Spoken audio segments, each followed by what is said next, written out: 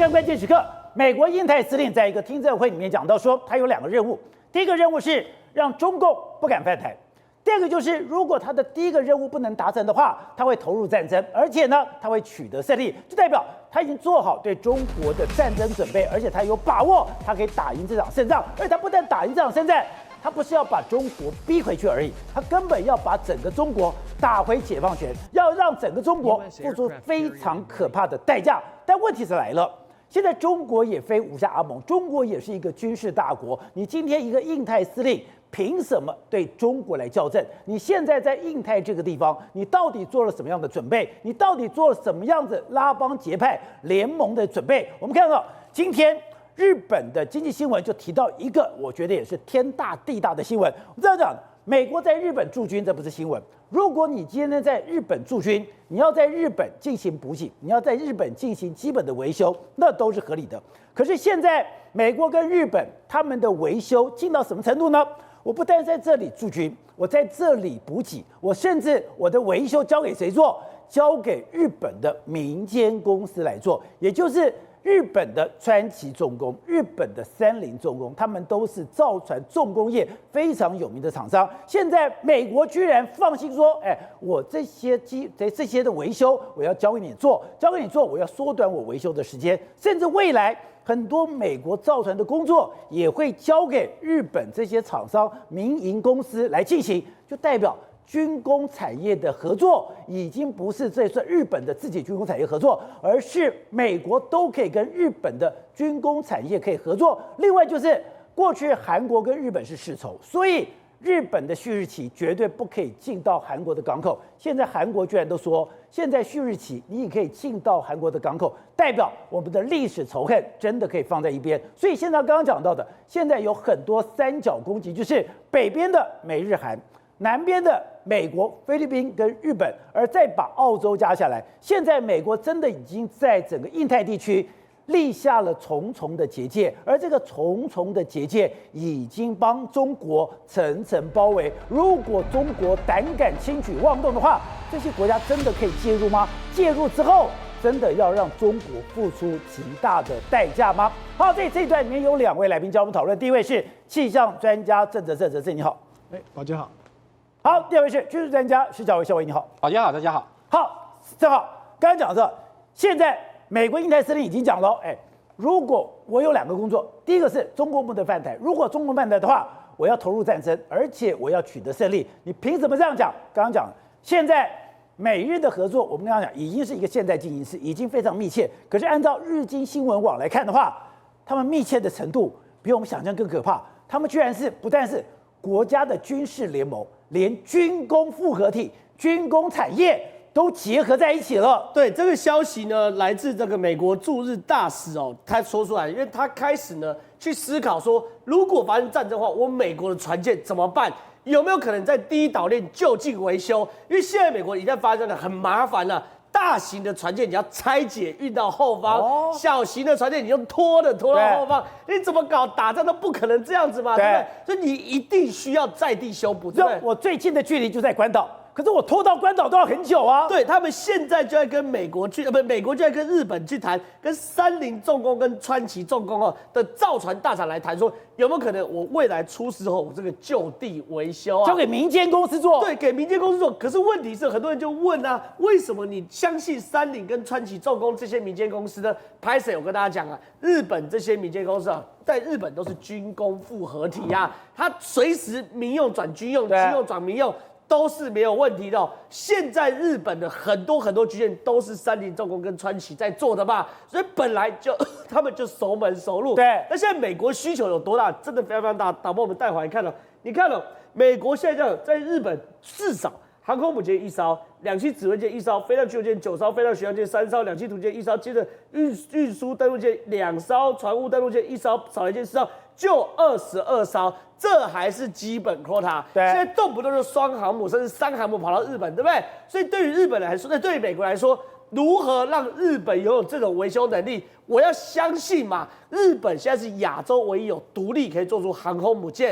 跟那个所谓的先进潜艇的国家嘛。如果我的航空母舰、我的2栖登陆舰、我的飞弹驱逐舰要交给你维修，就代表我很多的机密要跟你分享我了。所有的数据，我所有系统，我所有机密，我所有 know how，我都要跟你日本开放嘛。所以这个东西呢，其实已经是美国关系跟日本关系的再进化。原本的就是互相支援，我弹药相同口径。可是问题是，连美国都不敢保证他的东西德国能修，对不对？拍摄现在美国东西是日本可以修，日本可以修，而且为什么选择日本，根本不选台湾，不选菲律宾？因为日本真的是超级造船大国啊，而美国现在逐渐萎缩啊，你知道吗？现在有统计美国在没有战争的时候，伯克级的军舰维修平均 delay 26天呐、这是很夸张的，因为这个工期又这不是画 paragon 嘛，它一定都是有固定的工期嘛。可是问题是现在就是说，一艘船进去，假设要1个月，它就是1个月要26天，就是 delay 26天，那平均 delay。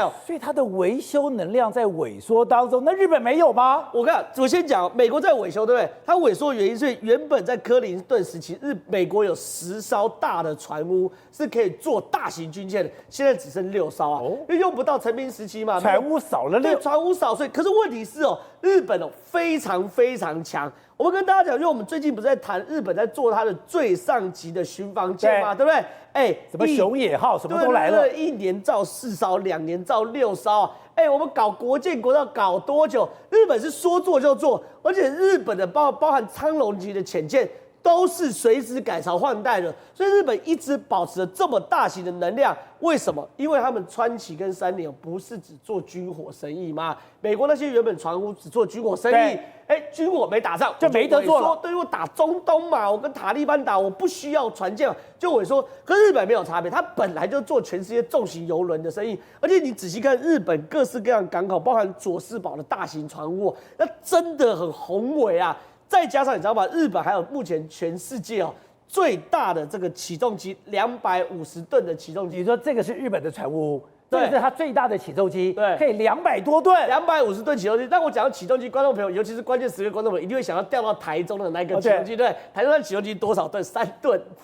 那个3吨，对，这个250吨，250吨。这很夸张啊！就这个是世界现存最大的，是那时候在2战时期留下来的对，所以那个时候起重机是真的非常非常夸张。而且我现在才知道，佐世保是大和舰的基地耶。对，所以说这个起重机可能是当时去吊那个大和号，都把它吊起来的。所以对于美国来说，这么好的伙伴，我当然要使用嘛。我在所谓的这个训练，在所谓的维修后勤部分，我一定要充分利用这个美国在日本盟友这个佐世保基地嘛。日本已经非军事化了，在日本非军事化的状况下，它竟然已经保留它的军港、它的维修、它的船坞还是世界第一。因为日本一直梦想有一件事情，就是说我们非军事化回归正常化。所以对于日本政府来说，包含三菱、川崎这些，过去原本做军事的转成民用，说政府也大力支持嘛，对不对？所以这些都已经存活下来了。所以日本变成是少数有这个民间企业有过造航空母舰经验的嘛。对。所以现在日本转型非常非常快。另外一件事，因为我们过去讲打仗讲太多什么船坚炮利，可是其实我们都知道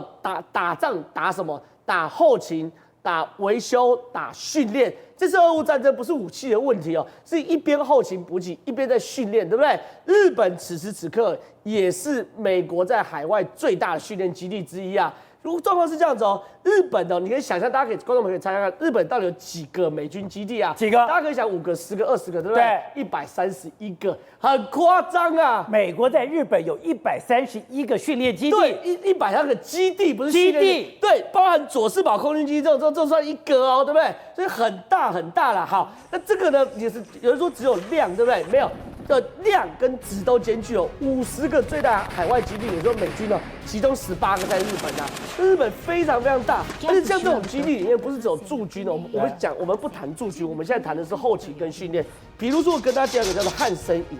汉森营在这个冲绳中部里面有6000名美国的海军陆战队在这里面，就我们现在看到这是汉森营，这都是美军，对，这在冲绳，对。美军在汉森营里面干嘛呢？他们来做所谓的海军陆战的训练所以很多是菜皮巴过来这边特别训练的然后训练的里面呢，有包含的这个超过100栋的建筑物，就是去做各式战场模拟的哦。而且你知道里面连什么都有，连军事监狱都有啊。比如说那种冲绳酒驾什么，全部抓到这边，汉神营军监都有，军事监狱都有。好，那除了汉神营之外，还有另外一个非常值得跟大家介绍，叫做冈萨维斯营哦。冈萨维斯营，我先跟大家讲，它在这个冲绳的中部有大概27平方公里的丛林，就我们现在看到这个冈萨维斯营哦。这个东西呢，美军在这边训练丛林作战，打越战时候的美军哦，先来过这边再去越南啦，都要在这边深圳熟悉所谓的丛林作战。这些都是美军，对，都是金发碧眼，哇，或者有是黄皮肤的，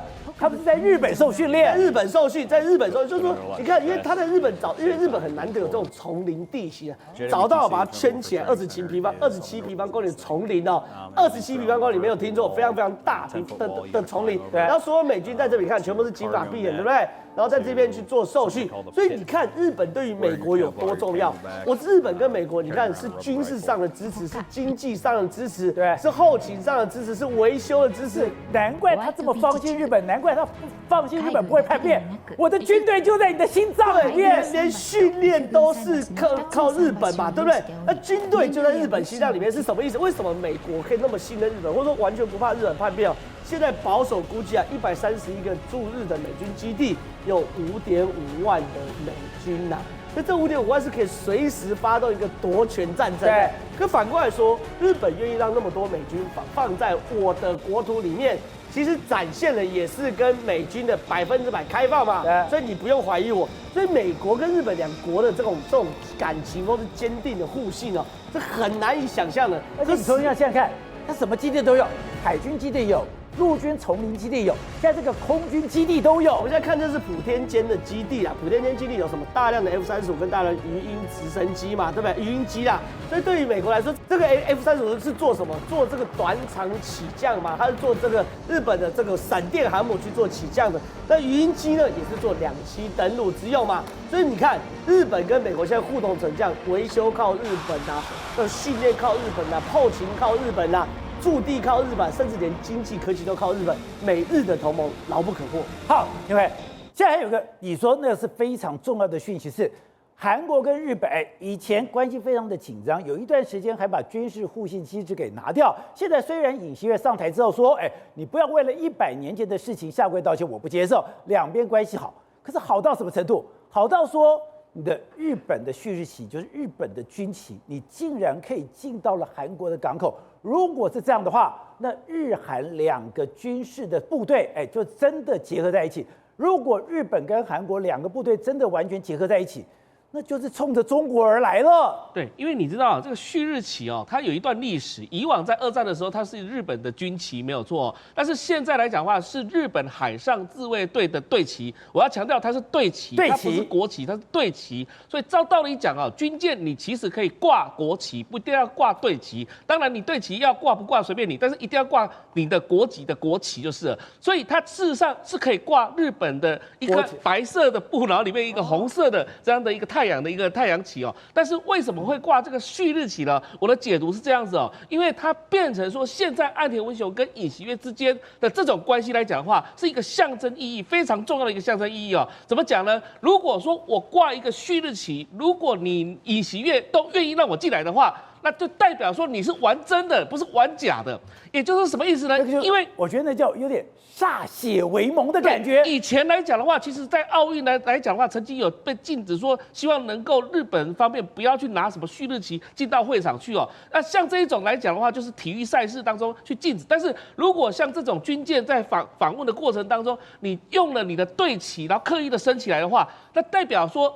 尹锡悦同意的让你进来，那就代表尹锡悦是真的跟岸田文雄是真的要歃血为盟，是因为不顾国内的反对。你看到那个何雪，你看那张照片，对，看到右上角这个韩国的民众对旭日旗也好，或是慰安妇的议题也好，你知道我们曾经在韩国的时候，曾经看到那个韩国多粗暴，他们对于这种日本过往统治的情况之下，然后他其实比中国还更粗暴啊，比韩国来讲，它的民族性的原因，所以他们对这个政府而且现在很多人跳出来批评说，尹锡悦到底你是哪一个国家的政府，都是在骂这件事情。但是尹锡悦要担当，尹锡悦这样做在韩国内部有很大的反弹，有很大的反弹，那他必须要有肩膀，政治肩膀去担负这样子一个压力嘛。那如果你这个压力都扛不住的话，你怎么扛得住所谓的美日同盟底下之间，或是美日韩同盟底下之间，国内韩国国内有任何反对的声浪？所以我觉得这个一方面也是西方国家在测试尹锡悦，你到底是投机取巧的来亲美或是亲日，还是你真的有心？如果你能够挡得住你国内的特别压力来讲的话，那我就认为是玩真的。如果是玩真的话，对，玩真的话，那接下来岸田文雄跟他就有好玩的事情出现，就接下来岸田文雄会给他一些相关的东西。好，那另外刚刚讲的，我都没有想到说，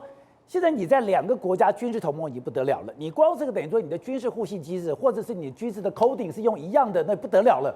现在美军对日本信任到，我的战舰、我的船舰，甚至我的飞机，我可以利用你的三菱重工、川崎重工来进行维修。三菱重工、川崎重工如果可以维修的话，就代表我很多船舰跟飞机的军事机密你是可以分享的了。对，而且是属于规格化的概念嘛。那如果说川崎跟这个三菱重工都可以拿到相关的这个数据来讲，我相信他们对未来日本的军工产业的发展也是很有帮助的。当然，它不只是维修日本的军工，它也可以帮忙协助维修美国军工。那代表说整个美日来讲的话，它是一体的概念哈。所以对日本来讲的话，它现在很重要的一件事情就是我怎么也一样取得美国的信任，而且现在我们常常在讲一件事情，日本的捆龙锁以及日本所谓的正常化国家关系、国家化的这个地位来讲的话，都是这一任岸田文雄他极力要完成的，所以他不得不，你看到 G7 七大工业国。他宁愿去得罪中国，还有他游走各国都在做一件事情，还有所谓的 RAA， 就所谓的军事准入协定，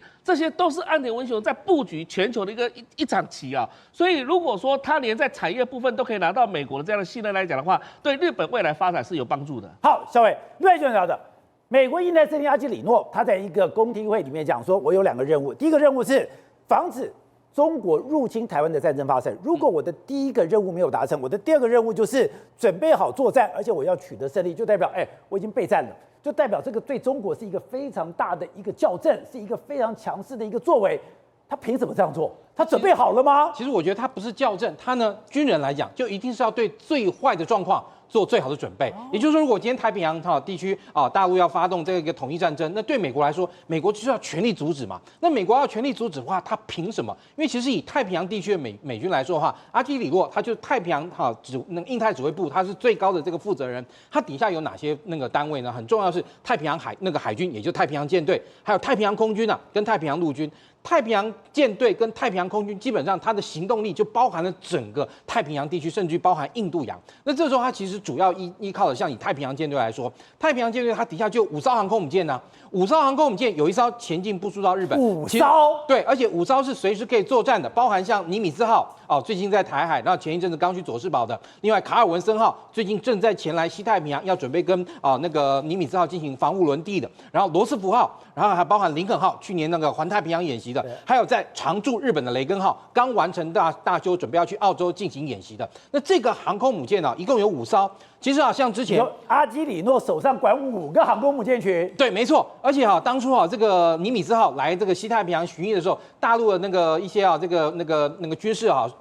一些军事王主说，哎呀，这个那个尼米兹号很旧啦，全美国最旧的航空母舰啦，1975年开始服役的，我们的福建号多新，我们的山东号多新。但是说真的，航空母舰的那个战力不是看你几年下水的，几年这个服役的，而是看它上面的舰载机。对，以舰载机来说，它现在在太平洋地区有5艘航空母舰，5个舰载机联队，每一个舰载机有4个超级大黄蜂中队，或是现在之中已经有2个被 F-35C 给汰换了。像比如说马上要来西太平洋的卡尔文森号，上面就带了一个 F-35C 的中队。那另外其实还包含有那个电战功能超强的 EA-18G， 还有包含像预警机 E-2D 等等，还有包含反潜直升机。虽然说现在美国的航空母舰的这个上面的飞机的数量比过去要少，大概呢以前有90架，现在大概只要70几架，但是因为效能不一样啊，以前今天我要炸一个目标，我可能炸一座桥，我要一个中队飞机去还炸不到，现在我一架飞机就绝对可以把你这个桥给炸毁。所以呢，在这个情况下，我不需要那么多飞机嘛，对我只要有那个飞机能够达成我这个战场效果就好。再加上其实这些航空母舰本身呢，它除了自己能够搭载这样一个舰载机联队之外，它另外还带了非常多的这样护卫舰，像比如说你看在日本就那个有将近10来艘的神盾舰，那个你如果说今天你跑去横须贺军港，是，然后搭个这个油港船到美军的这个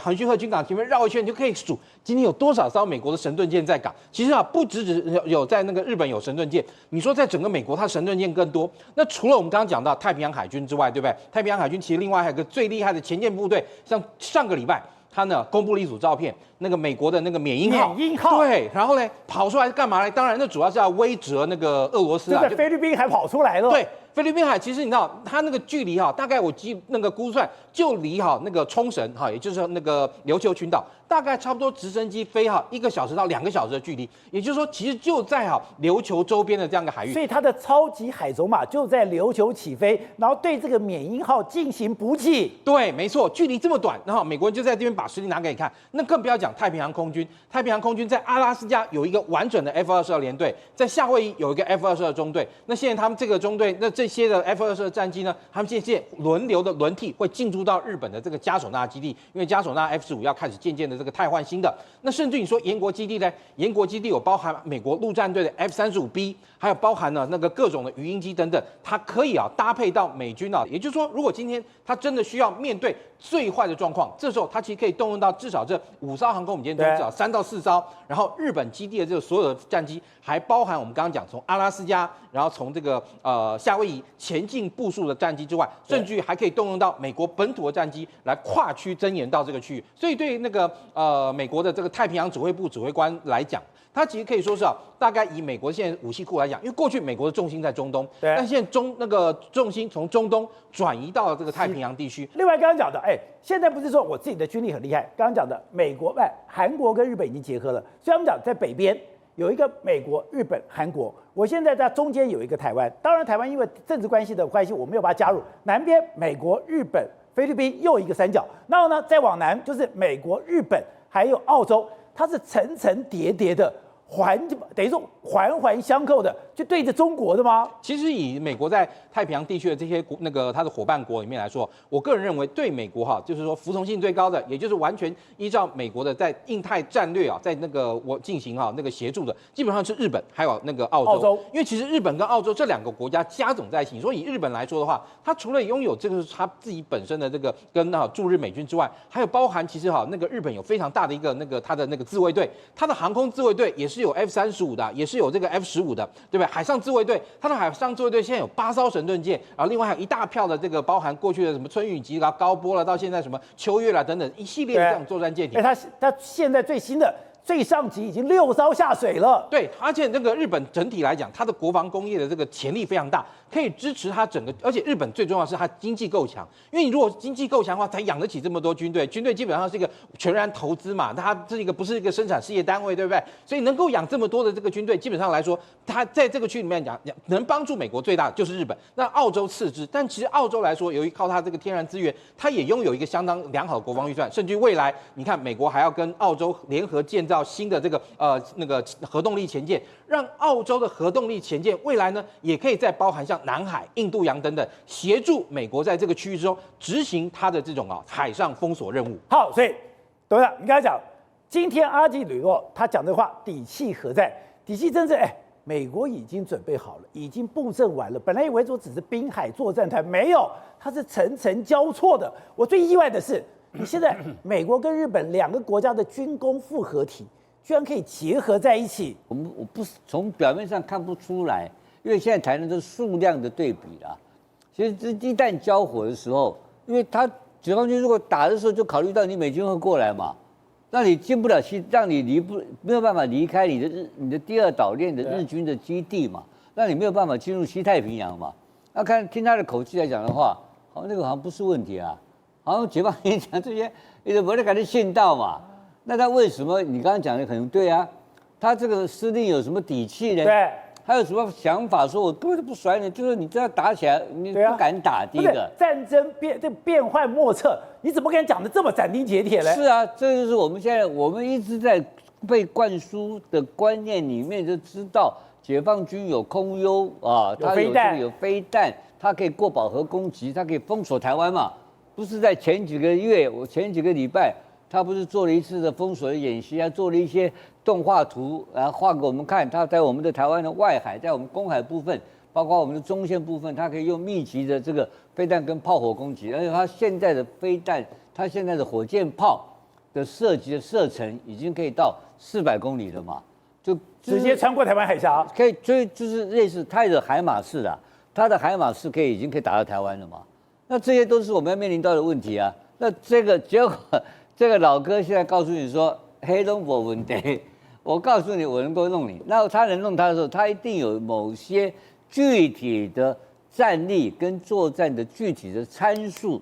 证据，让习近平知道说你不敢动手嘛，这个才会有意义嘛。刚才讲的，在俄乌战争里面，一开始讲说，你要让普丁下台，一开始大家觉得不太可能。而且都讲的，你最好的状况就是普丁不要下台，然后呢维持的原状。可是现在看起来不是哦，对，现在已经祸起萧墙了，现在已经是后院失火了，已经直接打到莫斯科了。对，现在来讲的话，不管你是乌俄战争打到什么情况，你至少克里姆林宫你至少要守住吧。好，这个是哪边？这个是这个俄罗斯的一个国防部，国防部竟然冒烟了。对，然后呢，俄罗斯的官媒日经讲说没有的，不可能的，我们的国防部怎么可能被攻击呢？然后呢，有非常多的 Twitter 上面就转发了影片，就是说国防部大火。对，如果没有被攻击的话，为什么国防部会发生火灾？为什么会冒烟呢？所以呢，这俄罗斯的官媒才说啊，没有，那个是在俄罗斯它的这个国防部的一个阳台，有人去燃烧东西。你在国防部的阳台去烧文件，这个合理吗？好。不只是他的这个国防部大楼发生大火，甚至呢，他的郊区莫斯科郊区呢，我们看一下这个影片，这影片是一个很可怕的一个大火。有人说这个应该是一个战争的攻击，这已经在俄罗斯莫斯科的郊区哦。更可怕的是说呢，其实在白天的时候有人拍到这一个无人机，这无人机非常的清楚，因为它是低空飞行的，它也不怕你拍。你看这个画面，宝杰哥。你把它run进去之后呢，用手机都可以拍到，你知道它飞得有多低？所以呢，现在要怀疑说呢，其实莫斯科郊区的这个大火是无人机去攻击的。那你这个莫斯科的国防部会出现大火，郊区呢会被攻击，然后呢再讲之前克里姆林宫这个已经是确定的，美国已经讲说是一个这个俄罗斯的一个情报单位去发动无人机。那为什么会在空中爆炸？是因为有这个低空的这个防空系统去打掉的。克里姆林宫居然有一个无人机飞到了上空，然后就开始在空中爆炸。空中爆炸，有人讲说是俄罗斯自导自演，但《纽约时报》讲说没有，这就是乌克兰情报单位干的事情。对，现在已经这个我们讲了，《纽约时报》它是一个有公信力的，它已经跟我讲说你已经有机会打到这里，那这一次被挡下来，所以那真的是乌克兰干的。对，那乌克兰这一次被挡下来之后呢，对，是乌克兰干的，他直接过去，然后呢被挡下来，然后挡下来就在上空爆炸。那你想想看，如果你有这一次的机会，那表示说呢，它是不是有部件在其他更靠近的地方了？下一次这个无人机可以一而再再而三的攻击，把它打下去之后呢，其实我相信普丁可能晚上都睡不好。好，所以刚刚讲了，现在我觉得我们讲的，你要攻击干嘛？你要袭扰，对，袭扰会让你不安，不安你会让你的心理防线给错乱。现在我不断的透过无人机在莫斯科周围不进行爆炸，甚至我现在你的自由军什么军都在里面进行了一个反抗动作，这个对普丁来讲，心里一定造成很大的压力。更可怕的是，在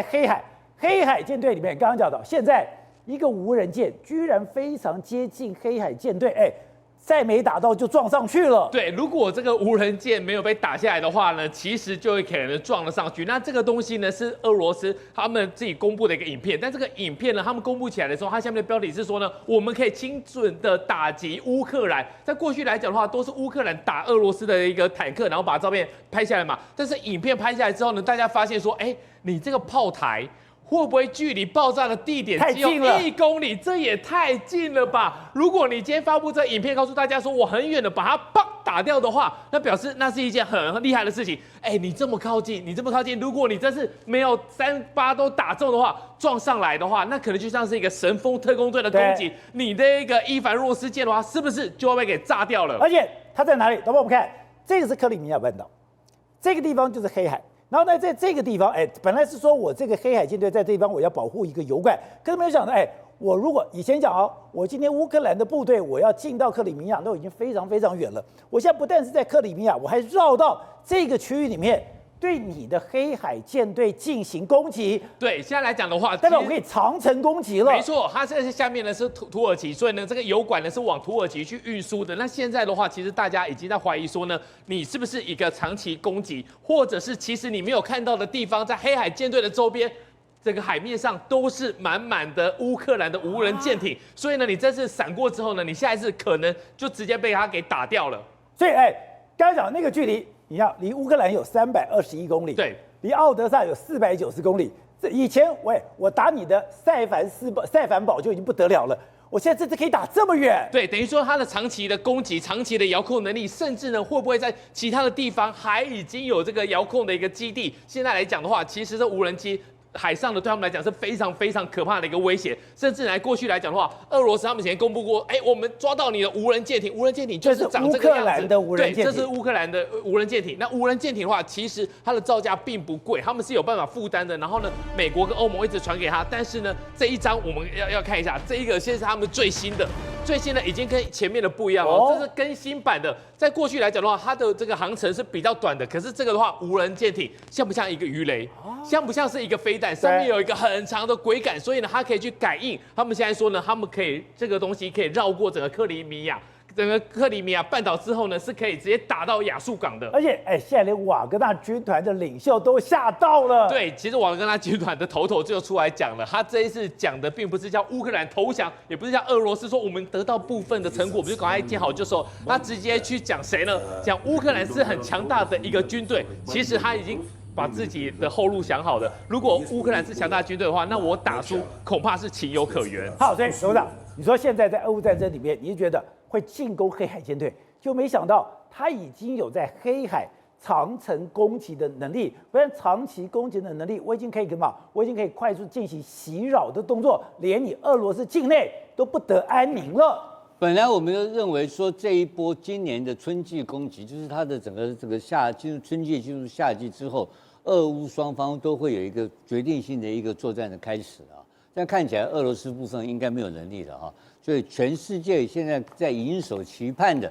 就是乌克兰要发动的一个最庞大的一个总攻击大反攻，对不对？所以当时我就在判断一件事情，因为主要的战区我们知道嘛，就是乌东跟乌兰嘛。乌兰就是克里米亚这个区域嘛，乌兰就是谷物奥德萨，它的港口谷物要出海，它重要的一个港口，它的重要的商港能够得到很多经济利益。然后可是在外面有这个黑海舰队封锁，所以目前来讲的话，有土耳其啊，有这个联合很多国家在帮忙在处理这一块的问题。所以可是这两边都是战争的很激烈的地方嘛。所以当时我就想说，他怎么会这样？我说他可能会在打乌西其他的地方。果然他弄那个这个俄罗斯志愿军，俄罗斯志愿看起来是俄罗斯人去打俄罗斯人，是他的内部的抗暴部队出现了。所以他现在他目前是打的这个比尔哥罗德这个区域开始在打进去了。那打进去你不要小看这一个开始的这个部队的打法。目前来讲的话，他们并没有战败。目前的战争是顺利的，但是规模虽然可能不大，而且他们的做法上来讲的话，就相当那这个有可能会逼到俄罗斯会调动乌东的部队去回到国内去做防守的可能性。那这什么意思呢？就是说到这段时间，你可以发现有非常多的不同的地方发生很多战斗，包括你今天提到的。在那种无人船去攻这个黑海舰队，去攻黑海舰队。你包括你看到这个更多不同的区域，有很多小型的。莫斯科的国防部发大火了。包括它本身乌东乌南都有很多小型攻击，而它干什么你知道吗？它在测试它找破口。对，因为你每个地区的防卫都很强，它找到那个连结，因为战争的就要找到那个连结点，连结是最弱的地方。万一被乌克兰找到那个连接点的地方的时候，就是要准备攻击的点，因为他当然最理想的方式是说能够打破一个缺口出来，然后做一个反包围，把前面整个俄罗斯部队做一个包饺的可能性嘛。所以，然后目前你看到，所以这两天一个关键的问题就是德国提供的金牛座飞弹，对，500公里，500公里，那个不可思议嘛，500公里打哪里嘛？莫斯科500公里可以打莫斯科，这第一个，因为目前在乌西就是到莫斯科500公里，那个太政治化，他不敢打。他要打的一直打克里米亚嘛，那克里米亚打什么东西就是黑海舰队嘛，所以我认为他给了这些的这种所谓的这个比较长距离的飞弹、巡航飞弹的可能性的话，就是我认为主要的将来的最近的攻击的目标里面，应该还是黑海舰队，而且在外电我昨天有看到一篇报道讲过，说这个飞弹的目的，他讲了很多地方，它其中之一黑海舰队。黑海舰队这个名字已经出现在媒体上，变成标的物了。对，所以换言之讲，它非常变猎物了，有可能会攻击啊。如果把黑海舰队打挂的话，我觉得俄罗斯的整个国家的光辉啊，整个国家会丢脸丢得一败涂地。